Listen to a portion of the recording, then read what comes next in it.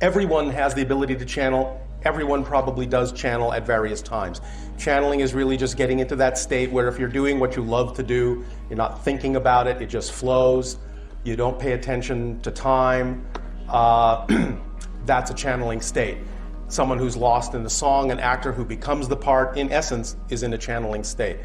But in that state, you can also access other portions of your own consciousness. You can access portions of information from throughout the universe, apparently, and make connections with other beings, other dimensions, what have you, depending on how you wish to focus the idea of that channeling.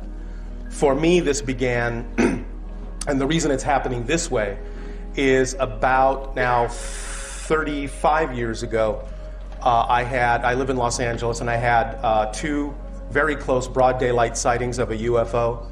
First time about 70 feet away, second time, first time about 150 feet away, second time about 70 feet away of an equilateral triangular ship with witnesses with me both times, about 30 feet on the side. Seeing that started me wanting to know more about what UFOs were all about and all that kind of thing, and I started investigating that subject.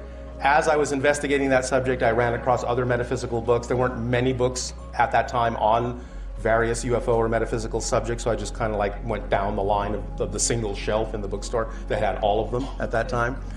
And throughout that process of investigating that, I was ultimately introduced to a channel who was practicing at that time, and the person doing that channeling offered to teach, or the entity coming through that channel offered to teach a class. And I thought, well, this is interesting. I don't think I'm going to become a channel, but I wanted to learn more. It was part of my research. I wanted to see how something like channeling could be taught. So I went into the class, and it was about a 12-week course, and it gave you exercises, guided meditations, different things to put you in touch with that altered state. And about halfway through the class, about 6 weeks in, when I was in a particular altered state, I received what I experienced to be a telepathic connection from Bashar and his people. In that one instant, an actual memory came back of having made an agreement with Bashar to do this before this life. And I understood in that moment that the UFO had been shown to me on purpose to get me to go in the direction I needed to go, so that by the time it was time for me to fulfill that agreement I had made, I would be ready. And the question that was immediately there in my head was, is this something you still want to do? It was offered as a choice. Nothing about this is ever forced. I had to think about it for a while, because what I experienced, I didn't know if I was hallucinating from the meditation or what I was actually experiencing. But I thought, well, let's see where this goes, because the experiences I had had with the other channel had been that interesting information can come through people in this altered state. And whether Bashar is really another entity, or whether it's a portion of my own consciousness, or whatever, the altered state is real. The information seems to have the ability to help people do what they need to do to make the kind of changes they need to make in their lives. And for that reason, I figured that's reason enough to go ahead and see where this goes. Here I am 25 years later. So, you know, if somebody had said, you know, you're going to wind up being a telephone for an alien, that would have been the last thing I would have thought. But nevertheless, stranger things can happen. Now, Bashar does present himself as an extraterrestrial consciousness, as an actual member of an extraterrestrial society. According to him, what's happening here is this is actually a telepathic contact. The training I went through trained me to alter my brainwave frequency to become closer to theirs. They changed their frequency to become closer to mine. Once the frequencies match, they lock. And when you start getting that lockstep harmony, what's happening is I'm actually acting as a translation device. He's not here, he's not in my body, he's not speaking English, he's just sending thoughts. They get translated into the language that I was raised to understand, which is English. I have actually seen him come through a woman in Japan, in Japanese, coming out of her through a woman, but the personality identical.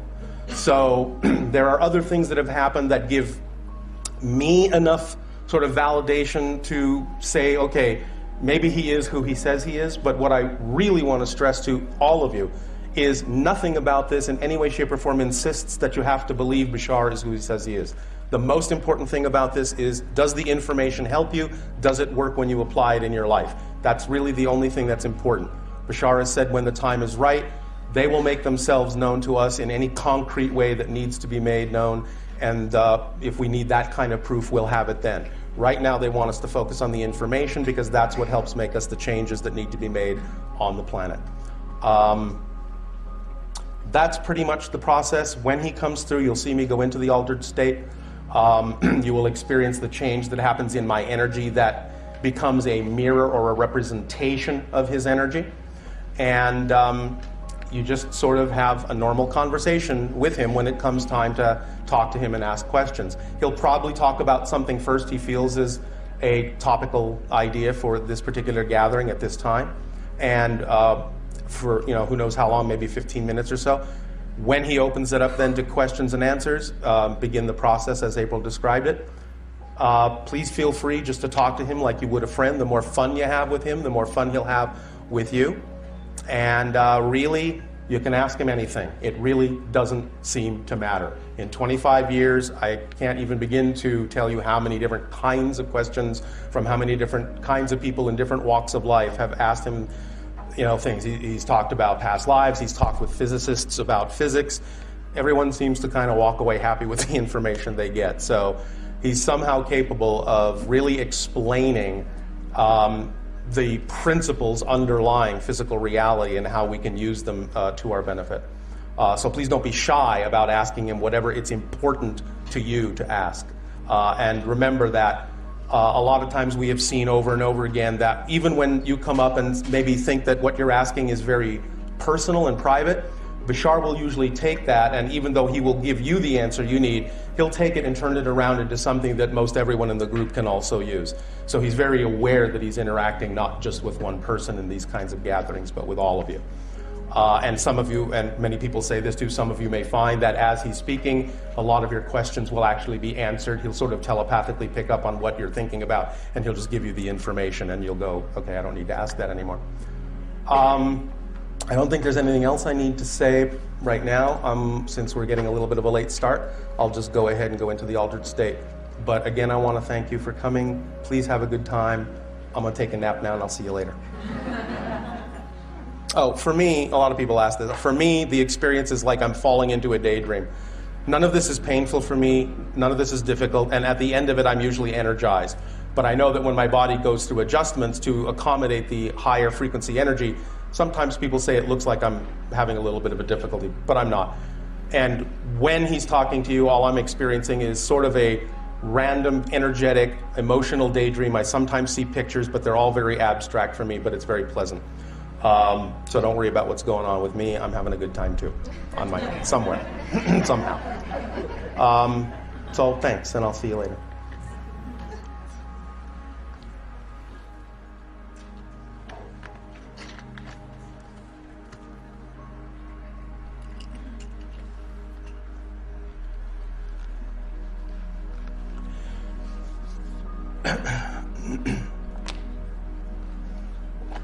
Sorry.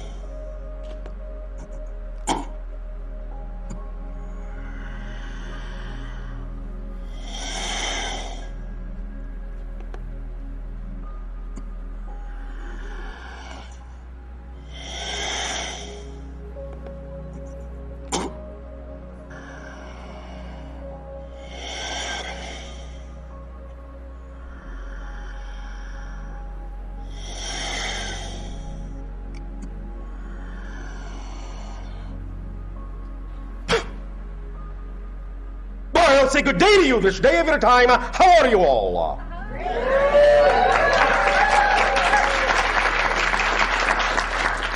All right, I will take that as an okay.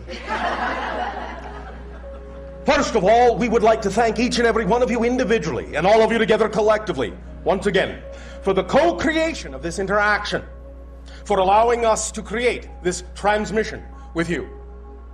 Each and every time, every one of you allows for these kinds of interactions to occur between our respective civilizations.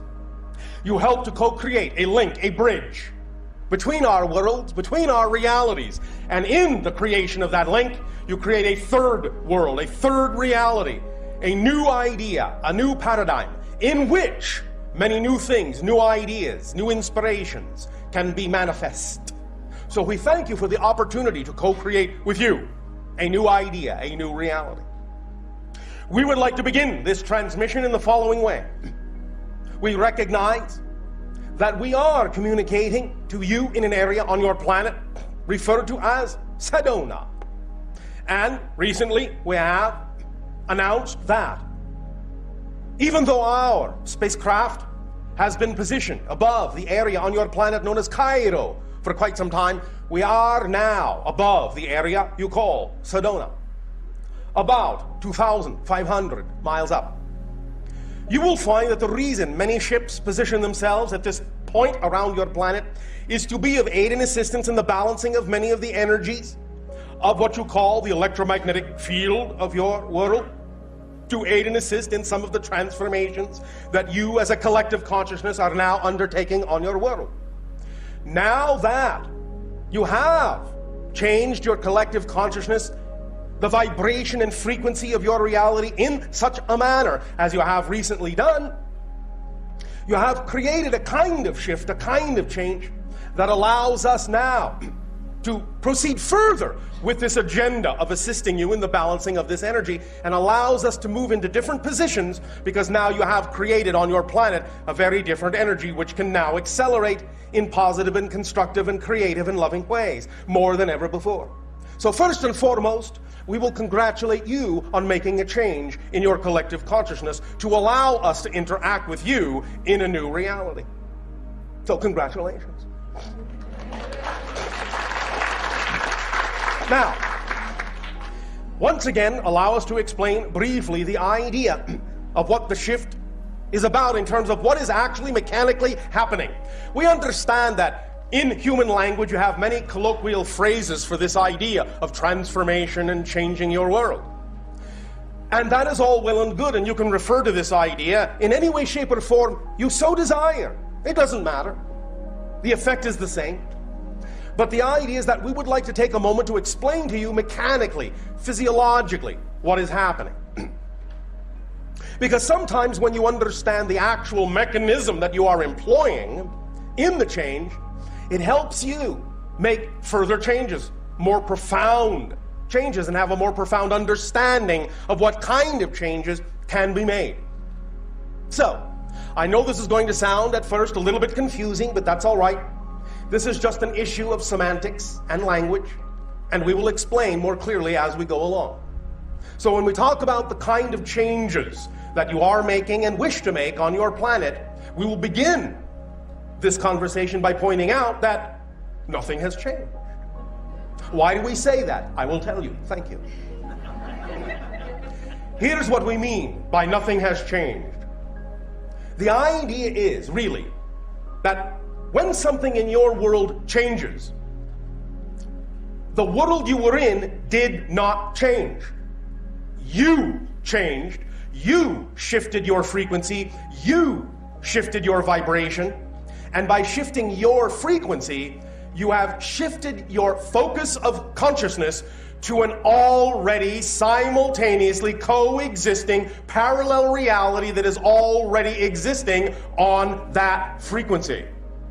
You didn't change the world that was there. That world is still there. You have shifted to an already existing parallel reality that is reflective of the vibratory frequency you have shifted to personally.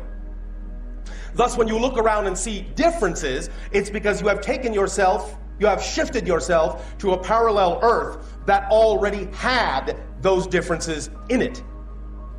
The old earth, the other parallel reality, still exists, still looks the same. Didn't change.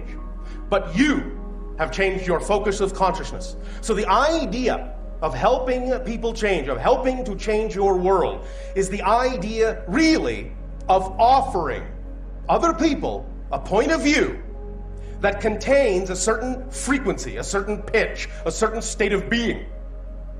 And if they choose to match, to mirror that frequency you are offering that goes along with that different point of view, they then will see the difference in the world in which they have shifted to. They will see the difference in them reflected by the world they have shifted to. But again, the other world, still there, hasn't gone anywhere. All possible parallel realities exist now, coexist simultaneously. There is only one eternal now. Everything exists in it. We understand that from your linear space-time perspective, this may not seem to be so, but many of you are now beginning to realize this is really just an illusion. The idea really is to understand that what you call different changes, different moments, different places, different times, different experiences, even different lives, all these things coexist at the same time, so to speak. They are really just different perspectives of the same eternal now moment. So what you call the past exists right now. What you call the future exists right now. There really is no future in the future, no past in the past. Those are simply different frequencies, different experiences, all going on at the same time as what you call the present. The idea is that they're simply different viewpoints of the present. And from your linear space-time experience, the perspective you have created with the experience of linear space-time, you can create this idea that something comes before, then something comes next, then something comes after. But it doesn't really do that. An analogy we often use to illustrate this point is what you call one of your film strips on Earth. You know that when you go to watch your movie, it is made of a film strip that has many frames. Well, when you are watching the movie, from the perspective of being an audience member, you can say, well, first we see this frame, then that frame, then the next frame, then the next, and we get this illusion of continuity, this illusion of motion, this illusion of the passage of time, and things start here and things end there.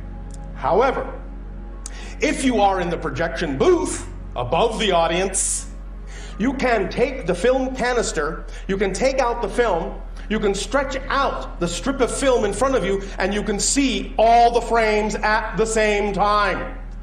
You could even look at this frame first, then that frame, then that frame, then that frame, then that frame, in any order you wish. Linear space-time has been, in that sense, nullified. The idea is that all the frames exist at the same time, but from the perspective of the audience member, they only exist in sequence, to tell a story, to have an experience. But that doesn't tell you what's actually mechanically happening. It doesn't describe the existence of the film strip itself and the perspective of the projectionist who can see all the frames at the same time. This is analogous to the idea of your physical consciousness in physical reality experiencing linear physical space-time, and the idea of your higher mind, your oversoul, experiencing all your moments, all your lives at once. And the idea thus then is the reason you can connect to other lives, other experiences, is because they all exist at the same time. So you can simply cross-connect, shift your vibration. Again, another analogy, as we have often said, your television analogy. At any given moment, you can watch whatever program on your TV set you want. This does not mean there are not other programs available, but you only get the program you are tuned to at any given moment. But when you change the channel, when you shift your frequency, you get another program. Doesn't mean the program you were watching is no longer there. They all exist at the same time, but you only perceive whatever is the vibration you are tuned to within yourself. And when you change that frequency, you get different input, you get a different experience. It's as simple as that. This really is simple physics. It's really no more complicated an issue than that. And because it all exists at the same time as all the programs at any given moment do on your television set, that's why you can switch back and forth. That's why you can know things from other lives. You may think it is a memory, and in a sense, again, colloquially, you could call it a memory of a past life, or even a memory, or if you wish, a precognition of a future life. But remember, memory is created in the present. It doesn't actually come from the past. When you have a memory, you're having it now. So you're creating it from the now. In fact, because everything actually exists now, not only do you create the experience or illusion of the future from now, you also create the illusion of the experience of the past from now. And that means that when you change your now, not only have you changed your so-called future, you've actually changed your history. Literally. Now, knowing this means you can work very powerful miracles. I will give you an example.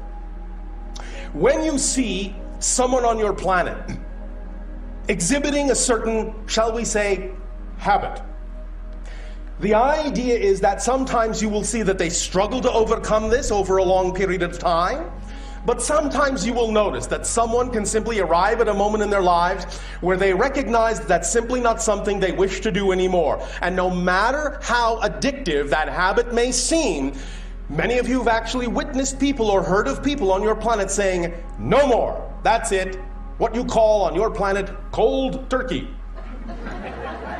And the idea is that they do not seem to struggle with it from that point forward. It's as if they never had the habit. I'm telling you that when they change their reality that strongly, the truth is, the reason they don't exhibit any urge any longer is because they never have had the habit. Because when you become a new person, literally, you become a new person when you change your frequency every moment, and when you become a new person that has a definition that you do not now have that addiction, do not now have that habit. You actually alter all the other connections. You shift yourself to a reality where you never did. And thus that's why it is not a struggle, not an effort. No longer must you fight to overcome the habit. It simply never existed, so you're having no experience of it now. You can use your reality this way. All it takes is recalibrating your focus to understand that this is how reality is structured. And when you begin to understand this structure, the nature of physical existence in this context, you can evoke and create and manifest very powerful change. Now, I will tell you a secret about yourselves. You are all of you already, without exception, yes, without exception, Yes. Not even you, already as powerful a manifester as you will ever be. You will never be a more powerful manifester than you are now. What you will refine is your understanding of what you are manifesting. You will never manifest more powerfully than you do, because you already manifest instantaneously. If you didn't, you wouldn't be having an experiential reality of any kind. To have an experiential reality, you must be manifesting it. You must be attracting it. You must be creating it. So look around. You're having a reality. Yes? Yes. So you are manifesting. The secret is, why are you manifesting what you're manifesting? Not how do I manifest better. You can't manifest any better. You're perfect manifestors. You are made in the image of the ultimate manifester, creation itself. You are perfect manifestors. So please, please, please, we would suggest, strongly suggest, we're not telling you what to do. You don't have to listen to us. You don't have to believe us. But we would strongly suggest you don't spend time wondering how to become a better manifester. You're already a perfect manifester. What you need to do to see that you are a perfect manifester is focus on how you are manifesting, or why you are manifesting what it is you are manifesting. And as you change the definition of what you're manifesting, you will see more clearly and more obviously every moment of every day that you are a perfect instantaneous manifester. And now you have gotten a handle on the mechanism underlying the reasons why you are experiencing what you are experiencing. And all of this comes down to belief, definition. Again, this is physics. Your personality, your physical mind, is basically an artificial construct composed of beliefs, emotions, and thought pattern actions. When you have beliefs that are out of alignment with your true self, you cannot help but have emotions that are also out of alignment with your true self. And you cannot help but have thoughts and actions that are out of alignment with your true self. But when you have beliefs that are in alignment with your true self, likewise, emotion follows, thoughts follow, actions follow, and it all works in harmony. So the idea is not to work on becoming a better manifester, but becoming a clearer manifester in the sense of knowing what you're manifesting by knowing what you believe to be true. Because it all stems from belief. Your entire physical reality experience stems first and foremost from what you believe to be true. You cannot even have an emotional response if you don't have a belief first. So when you have an emotion, when you have a thought, when you have an action that you don't prefer, always trace it back to what do I have to believe is true in order to feel the way I do. What do I have to believe is true in order to feel the way I do? That's the first question to always ask yourself when you find yourself in a physical reality experience that is out of alignment with what you prefer it to be. What would I have to believe is true in order to feel the way I do in this experience? If you are feeling something negative, if you are feeling fear, doubt, self-loathing, hatred, anger, shame, ask yourself, what would I have to believe is true about myself in my relationship to this situation for me to experience this emotion? Because I know that the emotion cannot be there if I don't believe something about myself to be true first.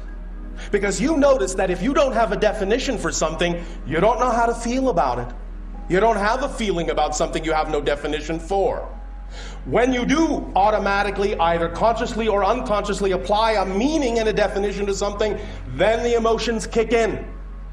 But only then, and never before. So when you find yourself feeling something, allow yourself to feel it. Don't in any way, shape, or form suppress it, but examine and explore why it is there. And the first and foremost reason it is there is because you have a belief.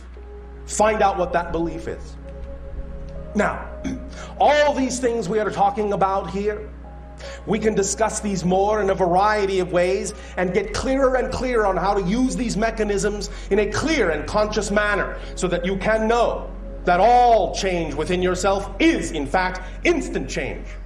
Instant change. And the only way it would seem as if change is not instantaneous is because you are making instantaneous changes that are simply not that different than the change you made before. You see the illusion that is created? If you make an instantaneous change, and in any change, everything does change within you, you shift to an entirely different reality. But if you shift yourself to an entirely different reality that looks almost identical to the last one, you won't really think that anything has changed.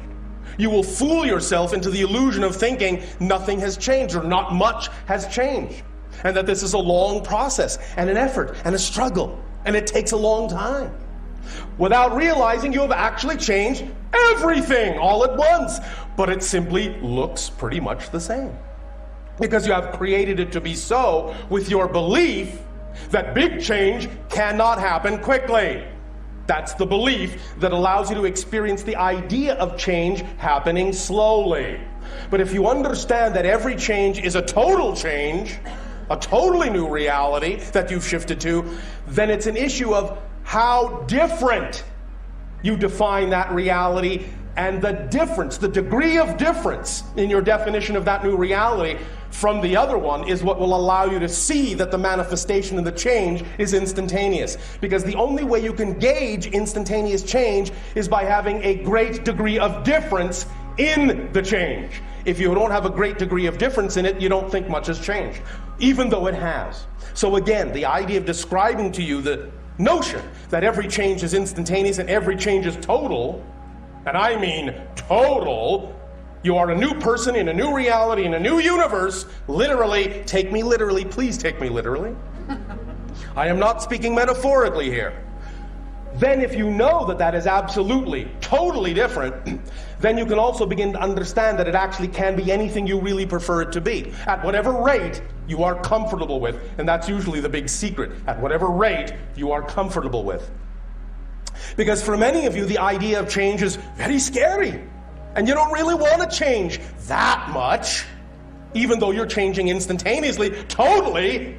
You want to create an experience that says you haven't really changed that. Oh, I don't want to be too different. People will think I'm strange, bizarre, weird, freaky, and all those other wonderful, colorful Earth terminology.